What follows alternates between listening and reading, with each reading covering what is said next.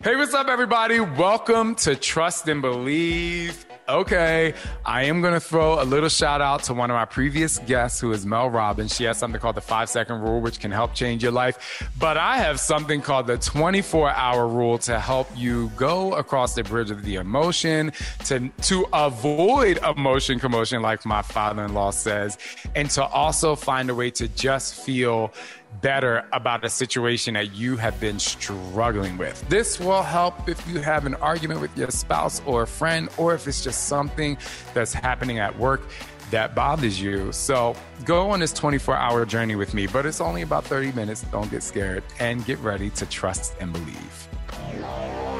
Somebody say hell yeah! No. What's up? He's better than Oprah. Come on, y'all. This is Shaun T, and it's time to trust and believe.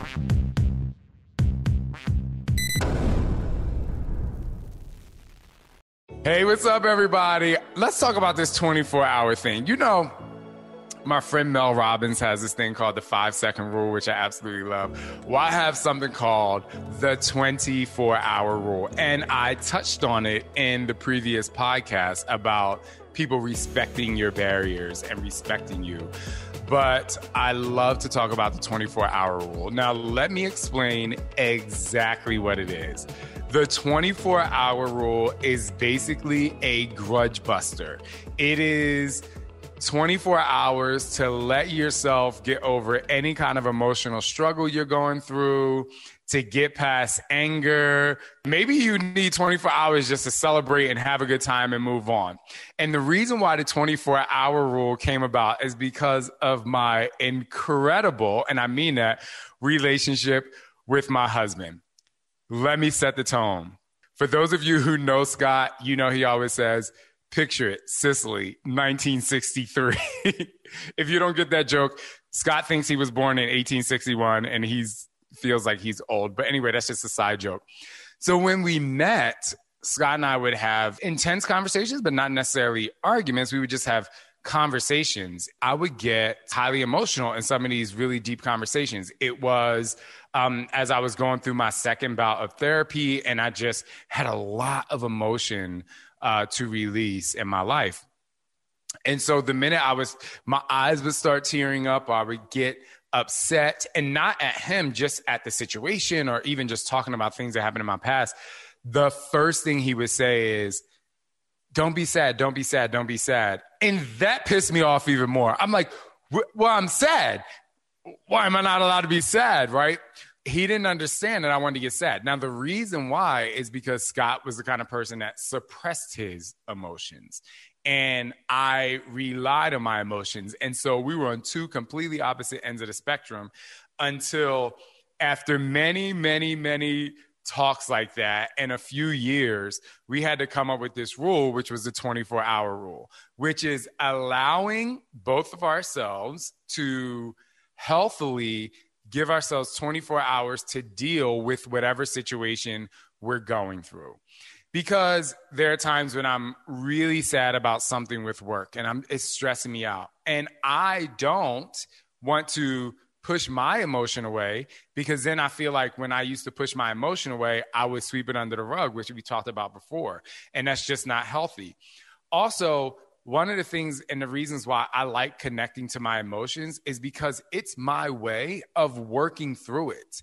I've said so many times you have to go across the bridge of the emotion to get to the other side.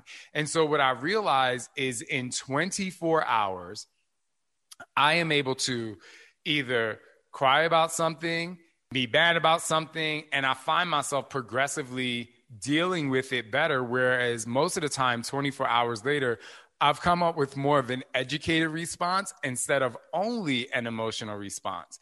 I find myself so many times getting ready to respond to a text or email. And if I actually sent the first message that I wrote, people would be like, damn, like I would literally blow somebody's hair back. Like their hair would singe off with the anger that I was spewing in my words. And so for me, I've realized that at the inception of that, I know not to communicate to anyone else, but I like to feel the emotion. And usually it's now less than 24 hours later, but it used to be 24 hours later, I was able to respond to a person or respond to the situation in a much better way, because when your emotions are heightened, when you are in that space, you're not necessarily thinking like you would help a friend. At that moment, it's like a fight or flight situation, right? You are just like, I'm ready to go for it or I'm going to retreat. And neither one of them are always the best option, especially when it comes to communication, because a lot of times we have to use that 24-hour rule because of our ability or inability to communicate our feelings. Now, that was me. For Scott, what's really amazing and great, and what he does is he's still not like super emotional, but he will say, I need 24 hours to make a business decision. Because a lot of times he would make immediate decisions, especially when it comes to business, based on money. Like, if we're not making money, no. And he now says, give me 24 hours before I say yes or no. And I really respect that. And I love that, because I know 24 hours later, he's going to come back and not be so focused in one area. And that's the other thing that can happen at the beginning of the 24 hours, in the beginning of your emotional state, is when something immediately happens, you can fixate on one thing. Go back to the email or text example. If someone writes you a text message that is less than positive or that negatively affects you, you focus on one thing and then you go into that tornado and you are just like wanting to just whatever. Whereas like 24 hours later, you have been able to really think about it. But in that 24 hours, and this is extremely important, in that 24 hours, you also have to make a conscious effort to make your way across that bridge of emotion. You have to find your way to a better way of communicating. And it's not always just communicating to other people. You also have to find a better way to communicate to yourself. And this is the most important within that 24-hour rule. How are you communicating to yourself? Because if you stay in that tornado, you're probably not going to be able to step outside of yourself and say, what is it that I have to do? A lot of times in that 24 hours, I literally visualize either talking to another friend or what would another friend tell me. So I would be like, for example, I would be like, okay, what would Alex say to me here? Or I would say, what would Scott say to me here? And that way I'm able to, really kind of like take myself out of that emotion. And that's how you work your way through that 24 hours. And that's the 24-hour rule. Now I'm going to get into some examples. Someone put in the chat, there's a reaction and a response. And I've definitely spoken about this before. Usually at the beginning of that 24 hours, you have an immediate reaction, which is a reflex, right? So if someone goes to punch you in your stomach, you automatically flex. It's a natural reaction. It's your reflexes. And that's what happens a lot of times initially when someone is disrespectful to you, or when you weren't able to negotiate that car at the right price. If you refresh the page when you're trying to book a flight and the flights just went up like $200, you're like, what the fuck? Right? You get so mad when sometimes you wait 24 hours and it fluctuates. So a lot of times it's like you react a certain way and then you may either buy that ticket, you're like, I'm just going to get it done. And you're like, hold on. The other side of that is, how do I respond to this? And to take that a little bit further is your response is your ability to problem solve, really. And that's the muscle that you have to strengthen.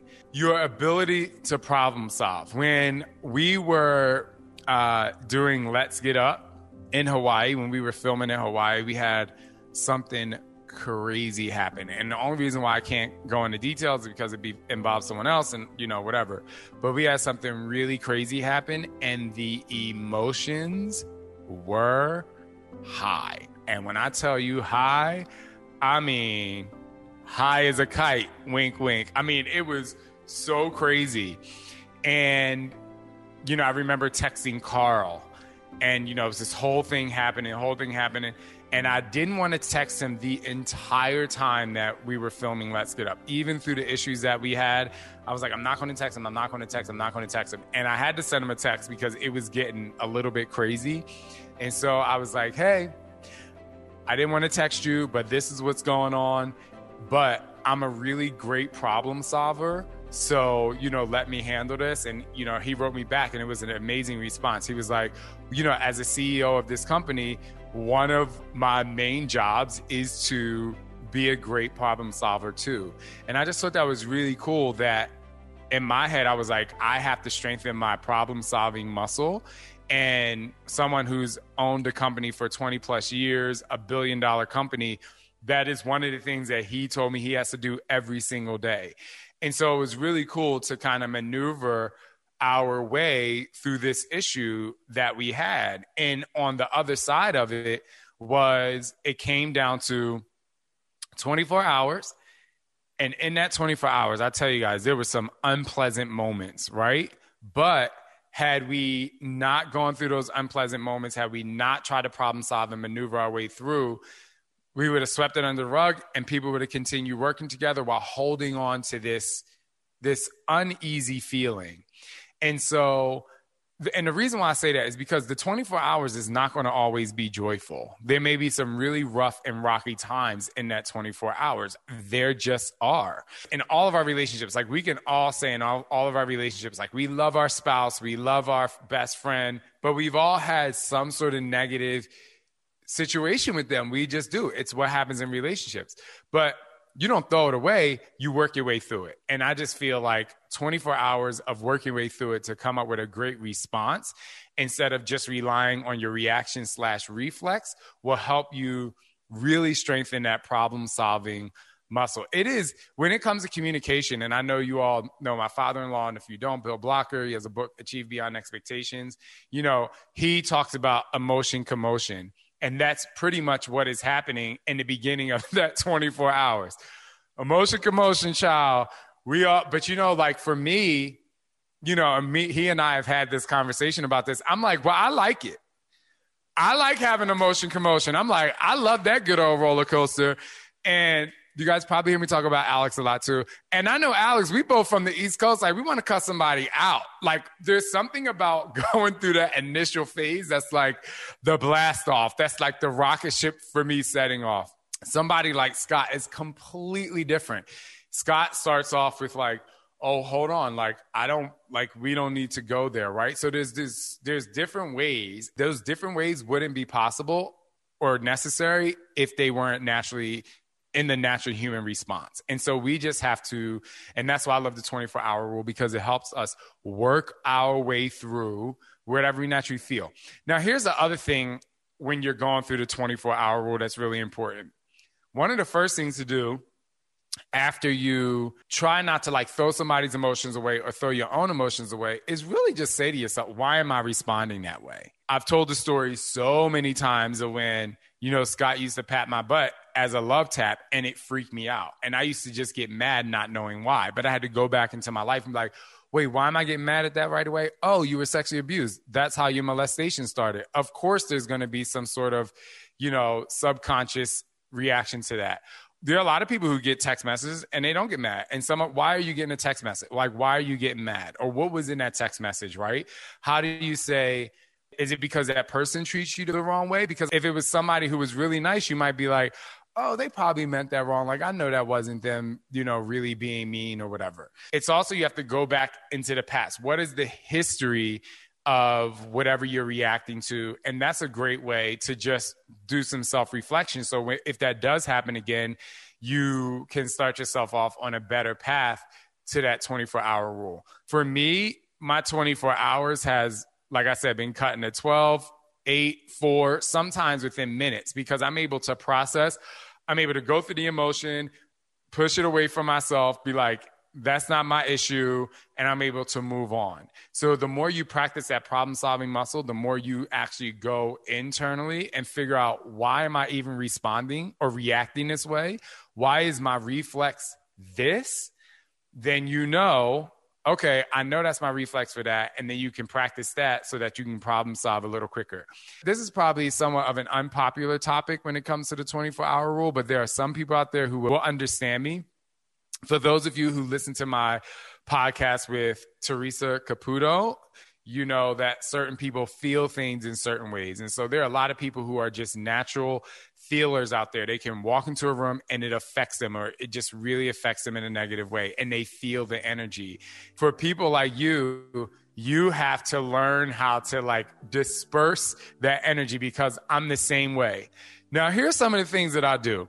And I take a lot of pride in being able to do this. If you're a person who feels people's energy and you're going to be around them for a while, how do you kind of like make that feel better?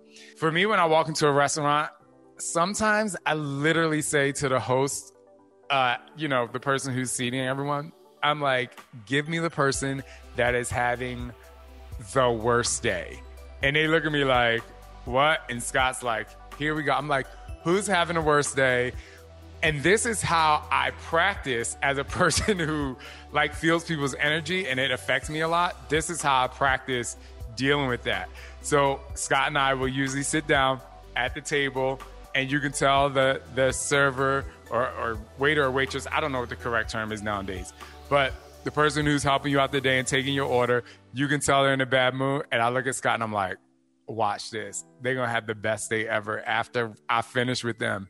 And I'll be like, and if it's a guy or a girl, I'll be like, girl, I'm like, if they start talking about it, I'm like, me too. And you just like cut it.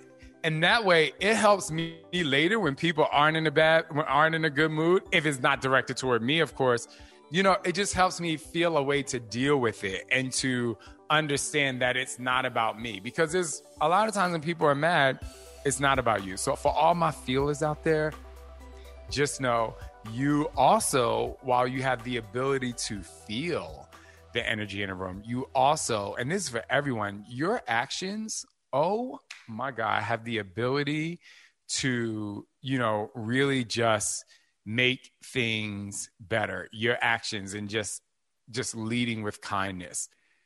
There is this book that I read for the first time last night to my kids. It is called What the Road Said. Has anyone ever read that book? I don't know if you have, but let me tell you something. So we get into the room, the boys are in bed, the sound machine's on, the moon and stars are playing, and they're like, Papa, can you read the book from Hawaii? And they're like, it's the road book, but I can't find the book. So I just look down and I choose one book that I know we got from Hawaii. I start reading it. Sander pops up out of bed. He said, no, Papa, that's not the book. And now they have like 30 books on the floor. Like I actually read like 13 books this morning in an hour. I'm not even lying to you, to Sander. I was just like, oh my gosh. So he's like, it's kind of dark in the room. He goes around. He's like, hey, it's this book. So anyway, the book is called What the Road Said. I don't have it in front of me, or I would literally read it to you all right now because it is unbelievable.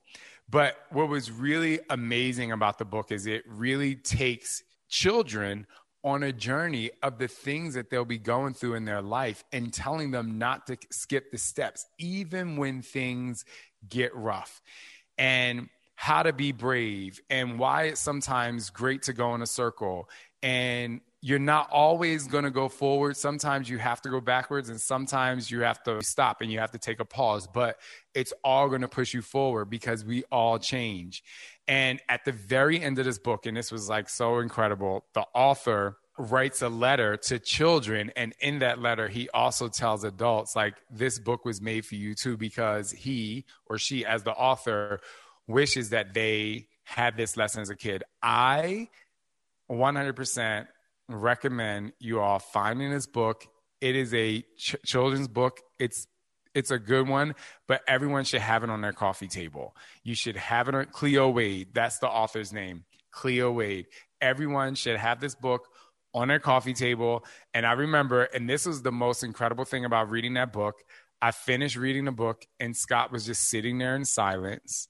And we walked out of the room and I was like, oh my gosh, that book. And we give each other a high five at the end of every day.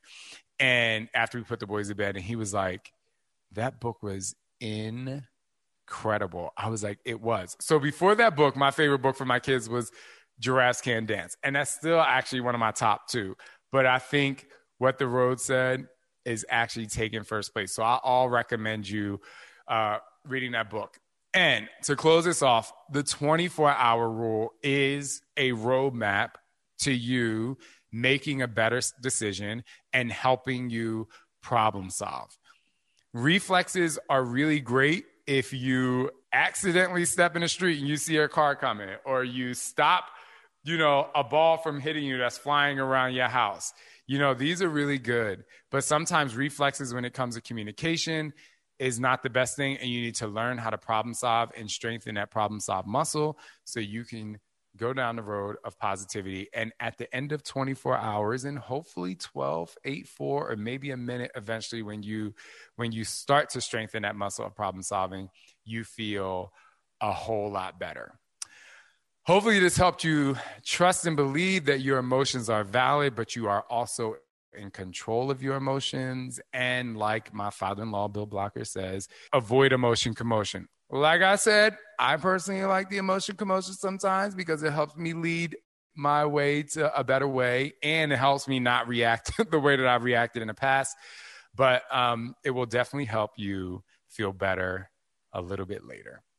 Anyway, I hope you all trust and believe in who you are and trust and believe in your road.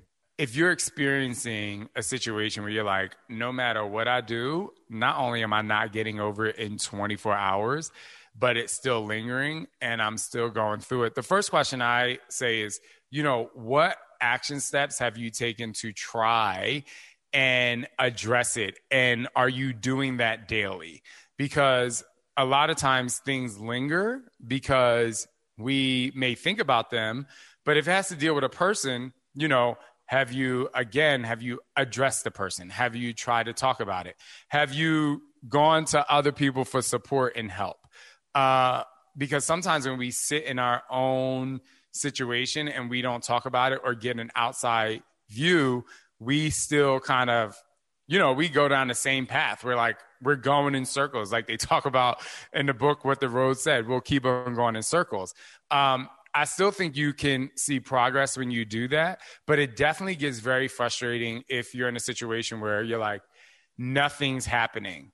It's so broad because there are some things that you can deal with when it comes to therapy, right? So if you need to go to therapy, if it's something like that heavy, you can say, all right, I need to go to therapy. This is bothering me.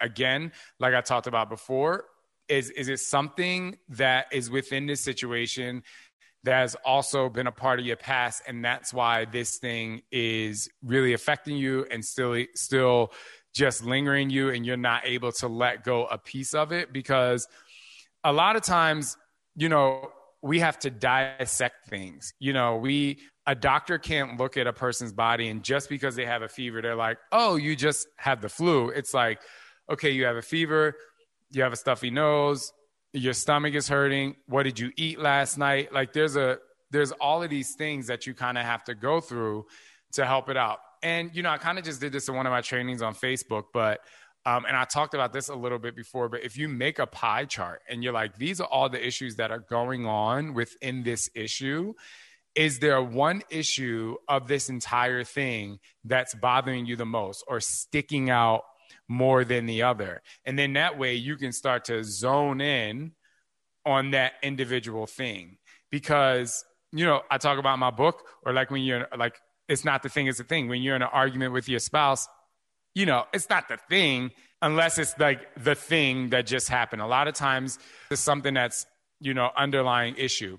The other thing I'll say is, and I'll ask, and for you to ask yourself is this something that happened over time?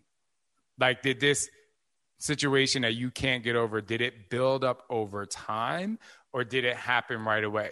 When you injure yourself, if you pull a hamstring, right away it's a pull, because most likely you're not going to be able to walk at all. You're not going to be able to flex. You're not going to be able to extend your leg because you pulled a hamstring.